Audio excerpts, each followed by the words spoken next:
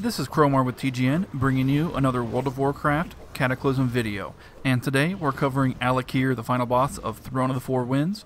And I know what you're probably thinking, hey Crowmar, didn't you already do a video on this boss? And the answer is, well, yes, but this is the post-buff version. He has been buffed significantly, and the mechanics have actually changed. They've even added new spells, which is surprising, and made Phase 1 just a complete pain. It's really, really hard now.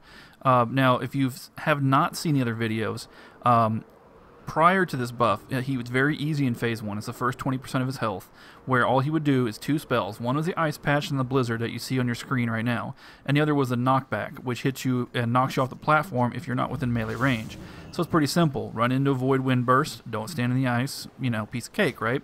So Blizzard decided that was too easy, and they decided to add more abilities. One is the Tornado Wall, as you see right here. There's a space in the Tornado Wall that you have to run through, just like Sartharian's Firewall.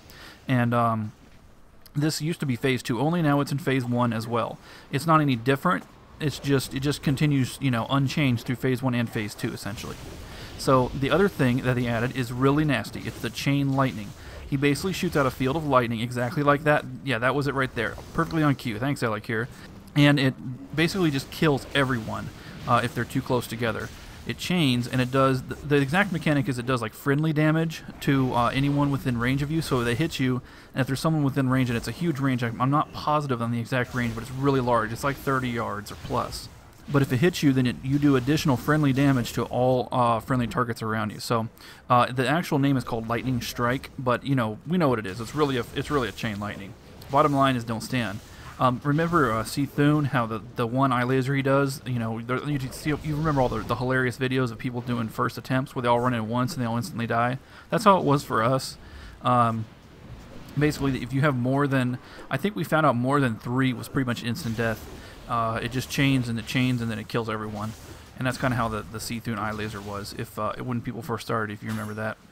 So on this attempt, we did make it into Phase 2 technically, but the tank was already dead, so we were pretty much just limping along on borrowed time, and then, you know, finally died to attrition.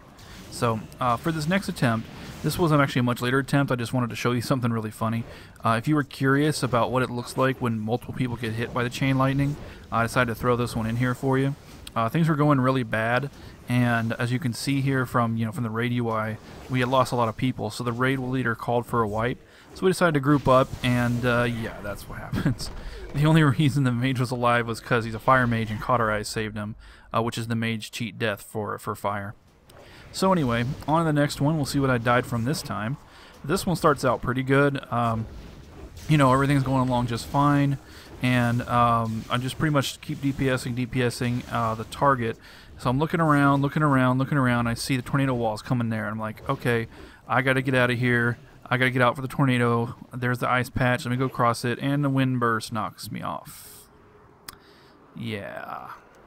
So that's what happens when a wind burst and a tornado comes at the same time. What do you do about that? Well, there's a couple options. You can just let yourself get knocked off and just not worry about it because it does save you. Or you can try to run away from the tornadoes until the wind burst hits you, then run back in. Oh, by the way, there's tornadoes spawning. If you just saw a little, that's an indicator. That's like the only kindness that Akir shows you, is that he warns you before tornadoes spawn. But anyway, the only way to avoid that is to basically run away from the tornadoes. And I think it's actually better just to let it hit you, honestly. I mean, because you actually survive the tornadoes most of the time.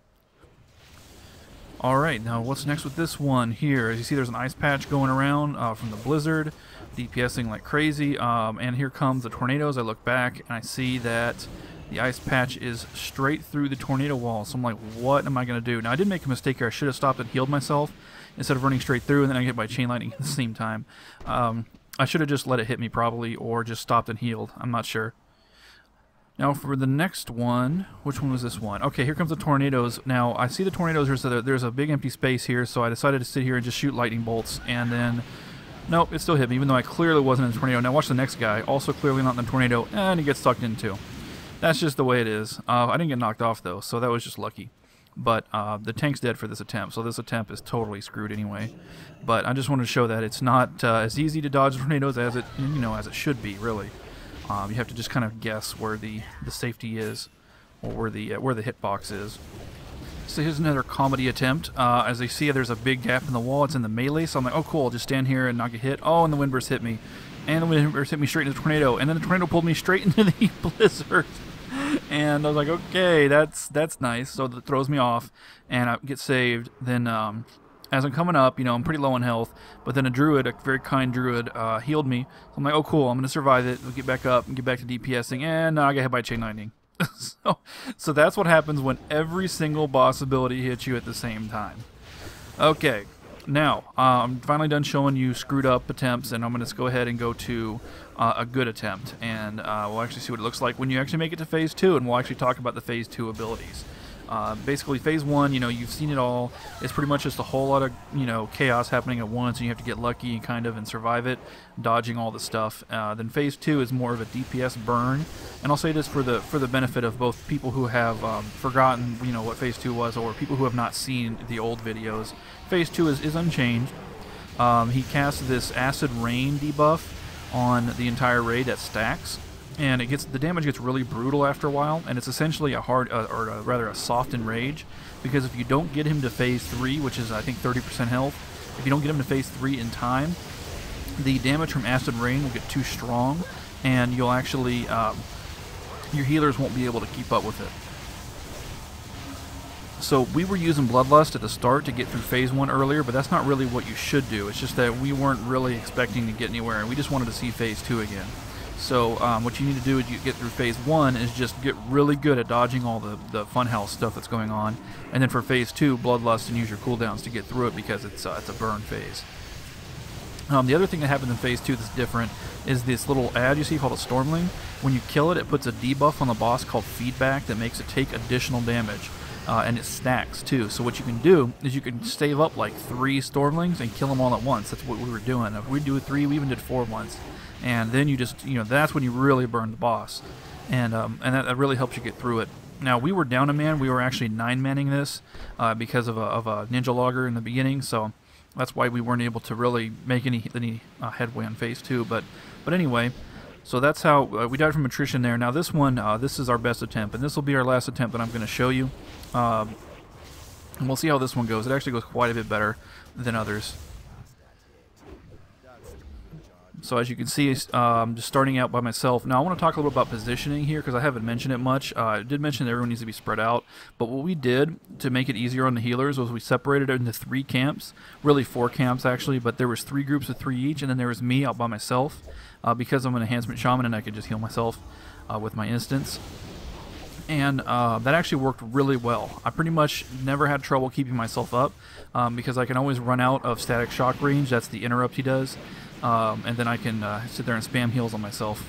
Yeah, there we go. I got caught by the tornado. I really shouldn't have got caught by that, but that's okay. The ability to heal myself is extremely valuable here. So let's run back in. It's very nice having totems down to remind me of where my spot is so I don't get lost. One thing you'll notice is that my Searing Totem... Actually, I don't think I have Searing Totem down in this attempt. That's okay. What I found out is I was having trouble getting Searing Totem to attack this boss, and no Flame Shock doesn't work to target the boss. Unfortunately, it's bugged right now, I guess. But you're supposed to be able to cast Flame Shock on the target you want your Searing Totem to attack, and I got that little tidbit from the comment thread on my Enhancement Shaman video. But unfortunately, it doesn't seem to be working now, because I did try it here. In fact, the way to get Searing Totem to attack this boss is you have to pretty much cast it over and over again until it just decides to attack him. And that's pretty much the only way I got it to work. And so it's just screwy. But anyway, so on this attempt, we did get him down to Phase 2. And this one, went very well because everyone was alive at the start of Phase 2. That's the best part. So what we like to do is soften up the Stormlings in the beginning and get them low. And I really shouldn't let myself get hit by this tornado, but I was kind of tunnel visioning attacking these mobs and didn't see it. But luckily, getting hit in melee range by a tornado no longer throws you off the platform. I'm pretty sure it used to, but I can't remember exactly. But anyway, so staying on the boss, this again, we used our Bloodlust in the beginning, so there was really no way we were going to get through Phase 2. Plus, being down a DPS makes it almost impossible because it is a DPS race.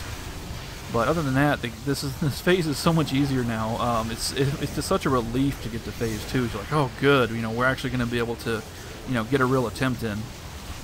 And it feels much less buggy, chaotic, and random than Phase 1. Where phase 1 is just like, if the RNG doesn't treat you right, you can get really messed up.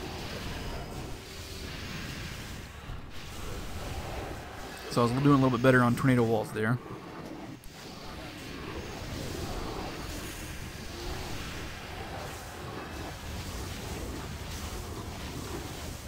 And here comes more Stormlings.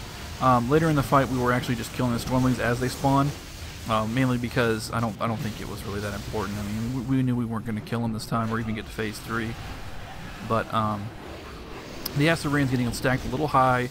It's really difficult to keep everyone up. The healers, you know, we have some really pro healers, and they're struggling to keep us up, and they're very good. So we know that it's not the healer's fault. It's definitely the encounter is very hard. And the acid rain's getting stacked now, and this is we're pretty much done at this point. The heat boss is nowhere near low enough. He needs to be at 30% very soon, and we're not even close. It would have really helped, you know, to have a full party plus to have Bloodlust for phase 2 to get through this.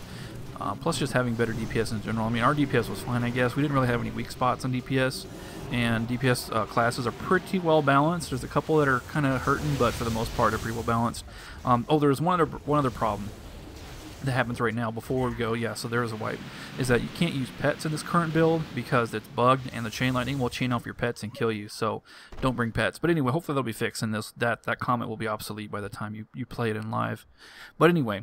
So that's all that we're going to look at for Akir today. We did not make it to phase 3. If you want to see what phase 3 looks like, you can check out our old Akir from the easy version of Akir. We did make it to phase 3, although we didn't kill him then, and it looks really cool. So I do advise checking it out if you haven't seen it.